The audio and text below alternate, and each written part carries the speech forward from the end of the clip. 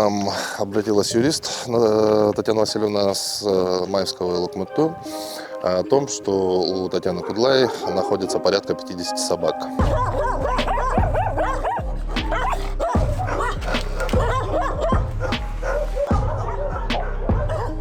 У нас есть всяческое добро, даже, не побоюсь этого слова, даже и на отстрел животных. Ну, не будем до этого доходить. Есть очень многие фонды, и я в том числе не за расстрел живности, любой живности. Наверное, месяца 4 назад собак забирал фонд Кумаик. И мы были на встрече. Представители фонда Кумаик очень жаль, что не приехали. Мы, конечно, бы хотели задать вопросы. Будут ли они забирать остаток собак, либо что с этими собаками будет происходить. На руках я получил акты, решение суда, исполнительные листы.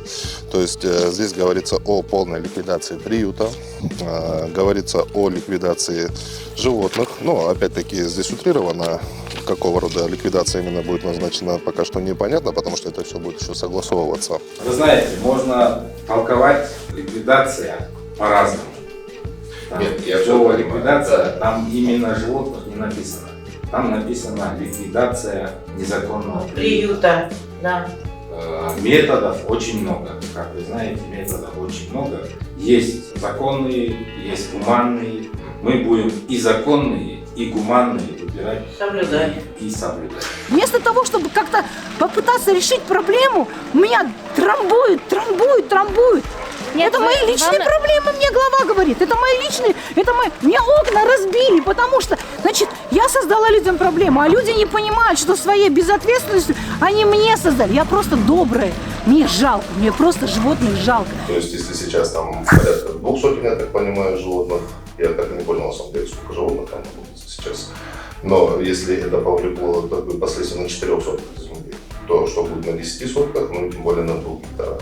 То есть потом города не хватит, чтобы спасать этих бедных животных. Но я думаю, каждый из нас понимает, что этой женщине нельзя давать возможность заниматься животными. Там собачки, она их не стерилизовала, рождались щенки, и большие собаки поедали этих щенков. Они там в моче, они в фекалиях. Разве это содержание? Содержание, настоящее содержание ее собак, это никакой гуманности или никакой защите животных не относится. Это она занимается мучением, скорее всего. Я ни одну собаку не выкинула, я ни одну собаку никому не продала. А вам не жалко, в каких условиях они сейчас живут? А вы спросите, каково мне пришлось после карантина тяжело.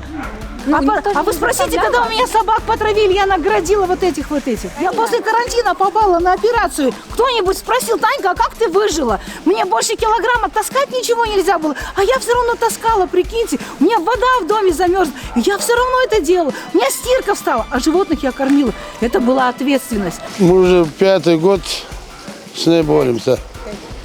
5-й год, даже больше, по-моему, до моего прихода. Запах-то от собачек, когда много собак, это уже неприятно. Мы с главой приглашали ее, мы ей предлагали: давайте мы раздадим, мы соберем людей в фонд, кому-то одну собачку, кому 2, а остальных потом в какой-то фонд нормальный передадим. Она стала в позу: я вас засужу, было же такое? Если хоть одну мою собаку кто-то не так накормит и не так покормит, я засужу. Это был просто ужас, ей предлагали всякие условия. Она абсолютно даже не пускает ветеринаров к себе. О чем вообще можно говорить? О каком приюте, о каком нормальном содержании животных? Ругаться-то сильно с ней не ругалась, пыталась по-хорошему решать проблемы, потому что у меня муж недееспособен афганец, собаки мешают, гавканье, вот это вот ему плохо.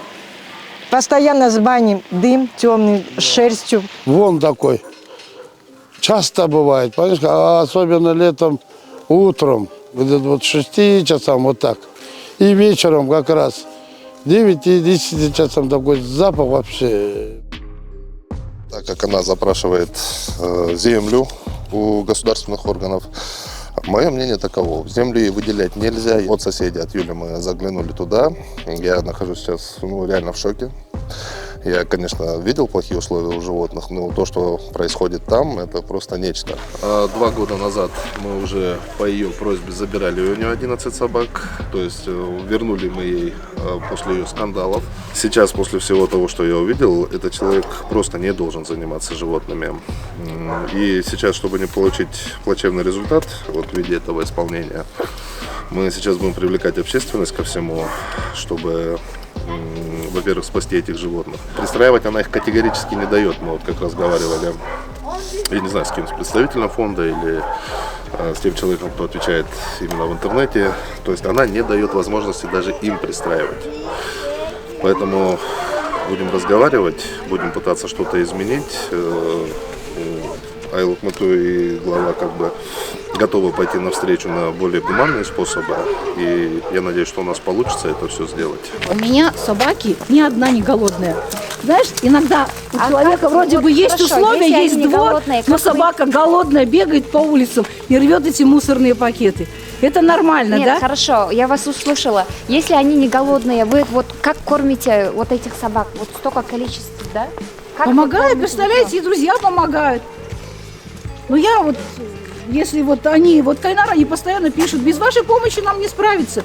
Постоянно помогайте, помогайте. Вы видели у меня посты? Вот зайдите на мою страницу, посмотрите, есть ли у А вы меня посты. отчитываетесь за эти деньги? Что? Вы Отчитываетесь? отчитываетесь за эти деньги, которые За вам сбор уже помогут, надо да. отчитываться? Мне друзья помогают, и у меня настолько минимальные сборы. Минимально. Это помогает очень маленький, узкий круг друзей, понимаете? Хоть раз один фонд мне сказал, может, вам какая-то помощь нужна? Нет, меня нужно затопить, загнобить и все такое прочее.